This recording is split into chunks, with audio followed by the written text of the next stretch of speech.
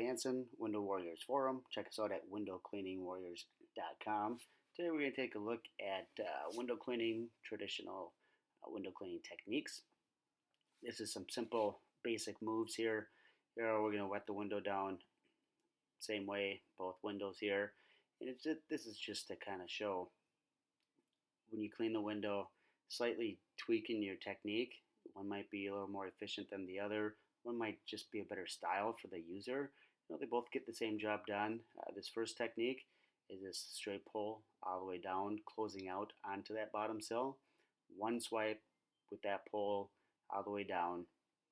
The second technique, very similar, and it's another very common one, but it's where the worker is going to pull the water down to his reachable level and then hand squeegee it from there and then closing out and then using applicator to collect the water from the squeegee from the sill. Two different techniques. What's your style?